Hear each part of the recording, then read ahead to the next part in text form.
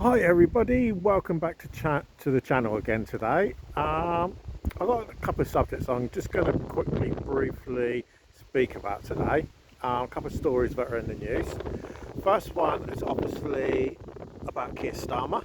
Always is about Keir Starmer. He's the one person that's always giving back to people like me to have something to talk about, speak to all you guys about.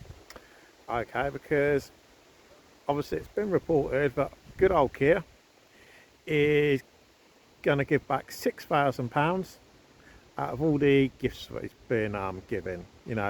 Things like the Taylor Swift tickets, all that type of stuff, clothes, all those bits and pieces. So he's going to give a whole £6,000 out of, I think it was approximately 103, £104,000 that he had in the last Parliament.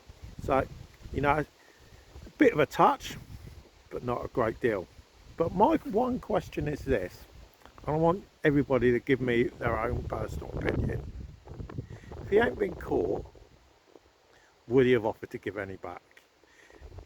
If the public hadn't been in such uproar about him taking over 100 grand worth of gifts,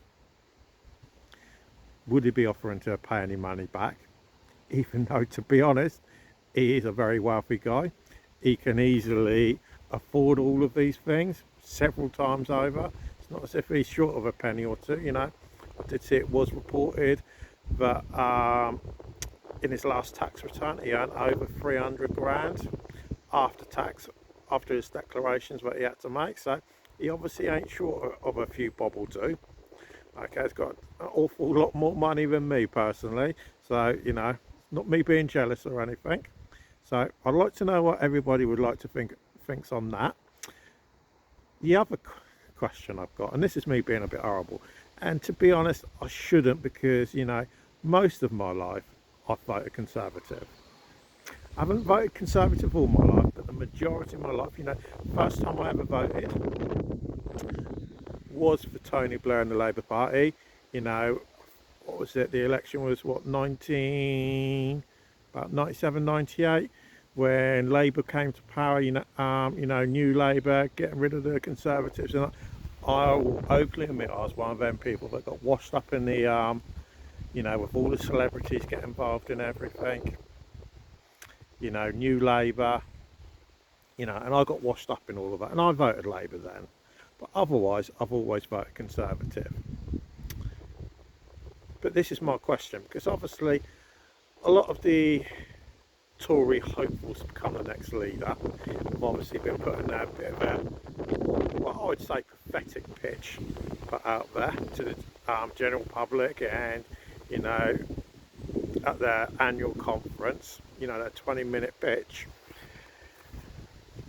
And I want to know, has there ever been such a lacklustre, talentless group of people to stand to be the next leader of the Conservative Party? Because at the end of the day, it's no different to what they always used to say when the Conservatives were in power, and you had the likes of Jeremy Corbyn and Ed Miliband, but you need a strong opposition. If you ain't got strong opposition, you don't have a strong government. And with this lot, I'm sorry, but not one of them can come up with their own credible ideas on how to move that party forward, how to give another option for a potential different government in 4 or 5 years' time, whenever the Labour Party end up calling the next election.